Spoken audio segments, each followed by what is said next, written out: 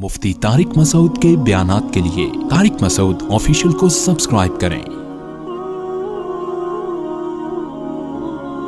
Tariq Masood official.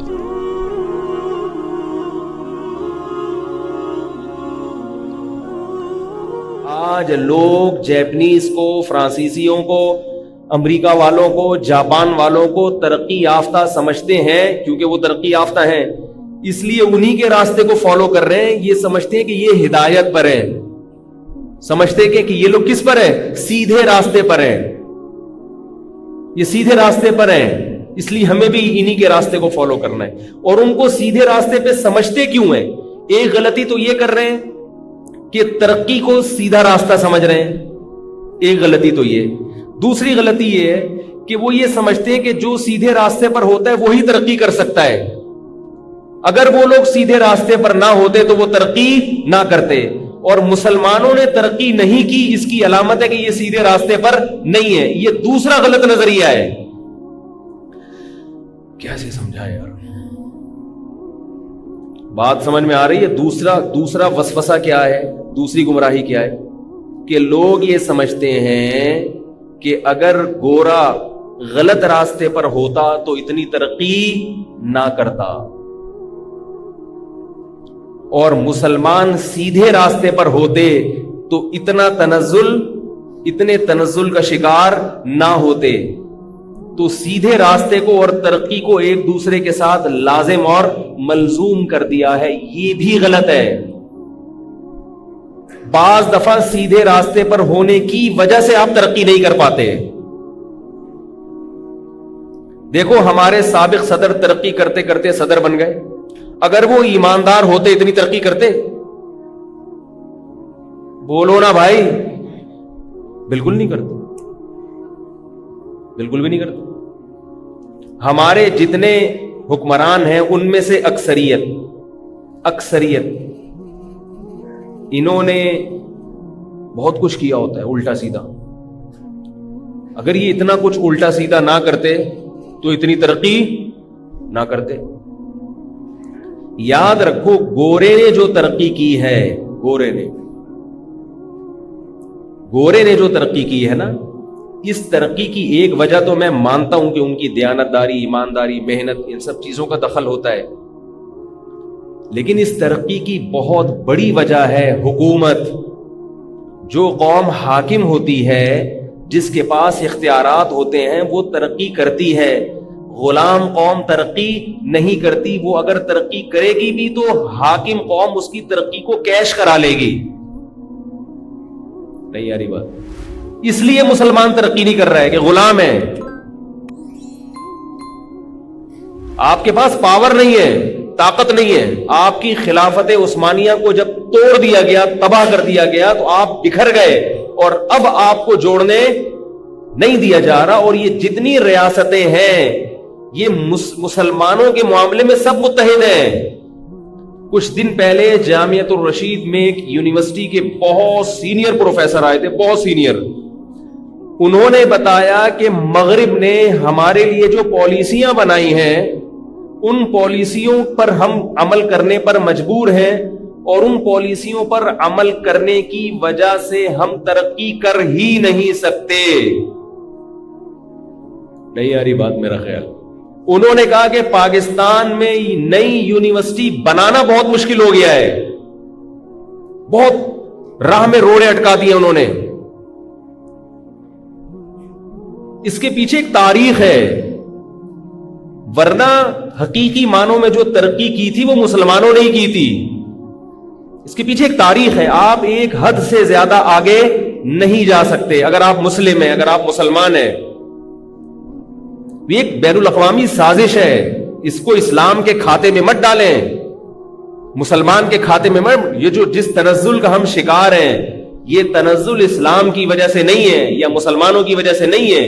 ये तनज़्ज़ुल इसलिए है कि वो हमको आगे बढ़ने नहीं दे रहे। मैं इसकी एक मिसाल देता हूं, एक मिसाल।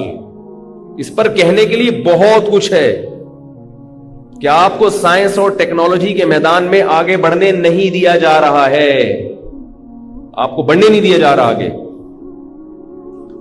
تعلیم کے نام پہ قرضے دیے جاتے ہیں مگر تعلیم پر پابندی ہے. قرضے سے تو مقصد ہوتا ہے جکڑ لو ان کو اور مقروض بنا بنا کے ان کو غلام بناؤ. پاکستان جب آزاد ہوا انڈیا سے تو پاکستان کی معیشت اس قدر مضبوط تھی, پاکستان کے نوٹ کی اتنی زبردست ویلیو تھی. آپ کسی معیشت کے ماہرین, اکنامکس کے جو ماہرین ہیں ان سے پوچھیں تو اہل مغرب نے باقاعدہ سازش کی کہ ان کے حکمرانوں کو قرضے لینے کا عادی بناؤ, کیونکہ یہ ملک بغیر قرضوں کے چلے گا. لہذا انہوں نے ہمارے حکمرانوں کو قرضے دینا شروع کی. یہ دماغ میں ایک وسوسہ ڈالا کہ کوئی بھی ملک IMF سے قرضہ لیے بغیر نہیں چل سکتا. یہ ایک دماغ میں وسوسہ ڈالا, خناس ڈالا ہمارے دماغوں میں.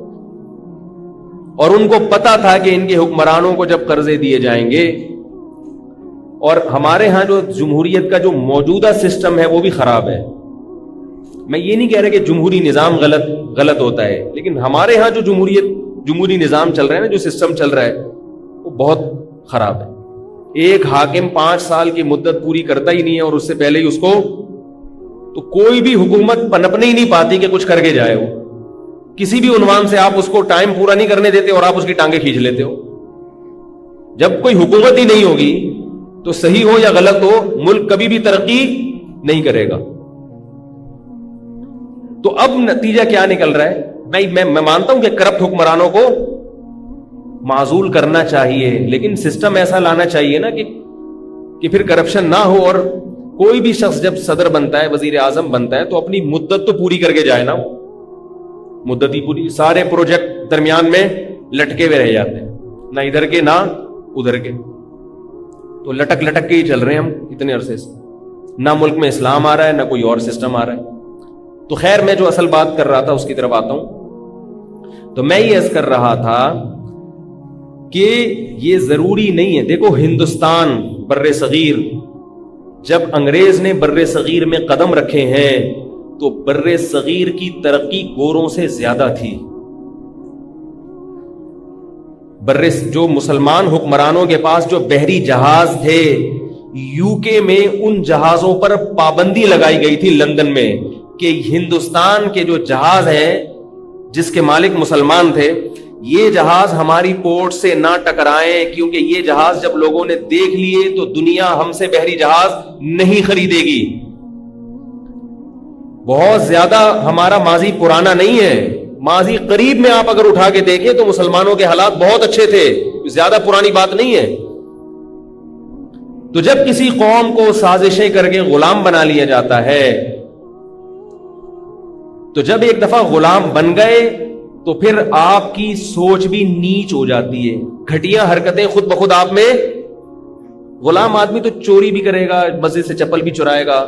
اب یہ جو پاکستانی اور انڈین جا کے پوری دنیا میں انڈیا اور پاکستان کو بدنام کرتے ہیں نا, اس بدنام کی وجہ اسلام نہیں ہے, بلکہ اس بدنامی کی وجہ غلامی ہے. غلامی, نیچ حرکتیں, اور یہ ہمیں آئی ہے اوپر سے. یہ کہاں سے آئی ہیں؟ یہ چوری چکاریاں حکمرانوں سے آتی ہیں, کیونکہ ایسے حکمران مسلط کر دیے گئے جو گھٹیا خاندانوں کے تھے, نیچ خاندانوں کے تھے.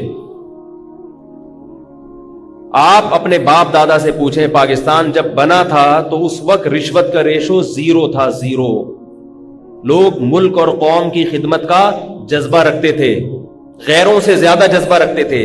لیکن جب ایک جونیئر اپنے سینئر کو چوری کرتے ہوئے دیکھے گا تو خود بخود یہ چوری جونیئر میں بھی آئے گی. تو ان لوگوں کی پالیسی یہ ہوتی ہے کہ اوپر کے طبقے کو کنٹرول کرو, نیچے والا خود بخود کرپٹ ہو جائے گا, بگڑ جائے گا خود. یہ بڑی سازشیں ہیں جس پر ایک الگ باقاعدہ موضوع پر بیان کی ضرورت ہے. خیر, میں اپنی اصل بات کی طرف آتا ہوں. تو میں یہ عرض کر رہا تھا کہ ترقی ضرور ہونی چاہیے, ترقی بہت اچھی چیز ہے, مگر ترقی کا اس سے تعلق نہیں ہے کہ جو قوم سیدھے راستے پر ہوگی وہی ترقی کرے گی. دیکھو فرعون ظالم تھا اور بنی اسرائیل اس کے غلام تھے. ترقی کس کے پاس تھی؟ بولو بھائی, فرعون کے پاس. پالیسیاں کس کی چلتی تھیں؟ فرعون کی چلتی تھی. سیدھے راستے پر کون تھے؟ بولو نا یار, کیا ہو گیا بھائی؟ بنی اسرائیل تھے، حالانکہ غلام تھے۔ اس سے بھی پتہ چلتا ہے کہ ہدایت یافتہ لوگ غلام بھی بن سکتے ہیں بعض دفعہ۔ کیوں؟ اس کی وجہ یہ کہ جو سیدھے راستے پر ہوتا ہے اس کی تھوڑی کوتاہیوں کو بھی اللہ پکڑتے ہیں، اس کو دنیا میں بھی سزا ملتی ہے۔ مسلمان کے اصول اور کافروں کے اصول الگ ہیں۔ کافر اگر کرپشن کرے گا، کافر اگر اللہ کی نافرمانی کرے گا تو ضروری نہیں کہ دنیا میں سزا ملے، بلکہ عین ممکن ہے نافرمانی کر کے اور ترقی کرے وہ، کیونکہ وہ اللہ اس کے رسول کو مانتا نہیں ہے۔ اس کا شمار اللہ کے باغیوں میں ہوتا ہے، ان کو اللہ نے ایک وقت تک کے لیے مہلت دی ہوئی ہے، جبکہ مسلمان کے لیے ضروری ہے کہ وہ اپنے مذہب کو فالو کرے، کیونکہ وہ مذہب کا نمائندہ ہے، وہ اللہ کا زمین میں نمائندہ ہے۔ اگر وہ مذہب کو فالو نہیں کرے گا تو وہ ان اصولوں پہ چل کے ترقی نہیں حاصل کر سکتا جن اصولوں پہ چل کے کافر ترقی حاصل کرتے ہیں۔ اور یہ اگر مذہب سے بغاوت کرے گا اس کو دنیا میں سزا ملے گی۔ بنی اسرائیل کی مثال ہمارے سامنے ہے۔ یعقوب علیہ السلام کی اولاد، پیغمبروں کی اولاد، ان میں کتنی زبردست خصوصیتیں ہوں گی، لیکن مصر میں حکومت کس کو ملی؟ فرعون کو۔ اور بنی اسرائیل جو پیغمبروں کی اولاد میں تھے، یوسف علیہ السلام، یعقوب علیہ السلام کی اولاد میں ایمان والے، نماز پڑھنے والے، زکوٰۃ دینے والے، وہ کیا بن کے رہے ہیں؟ غلام۔ اس لیے کہ ان میں چند کوتاہیاں آئی ہیں تو اللہ کی طرف سے ان کو سزا ملی اور اللہ نے ان کے ہاتھ سے امامت اور خلافت کو چھین لیا۔ تو ترقی میں کون تھا؟ فرعون، مگر ہدایت پہ کون تھے؟ بنی اسرائیل۔ جنت میں کون گیا؟ بولو نا بھائی، بنی اسرائیل۔ تو اس لیے کہہ رہا ہوں کہ بہت زیادہ احساس کمتری کا شکار ہونے کی چنداں ضرورت نہیں۔ ترقی بھی کریں لیکن اگر نہیں ہو رہی تو یہ نہیں سمجھے کہ میں جہنم میں چلا جاؤں، سمجھ رہے ہو؟ جہنم میں انشاءاللہ اللہ نے چاہا تو نہیں جائیں گے، اور چلے بھی گئے تو پٹ پٹا کے، ٹھیک، پٹ پٹا کے اللہ نے چاہا تو انشاءاللہ نکل جائیں۔ کوشش کریں بغیر پٹے جنت میں چلے جائیں، کوشش یہی کریں۔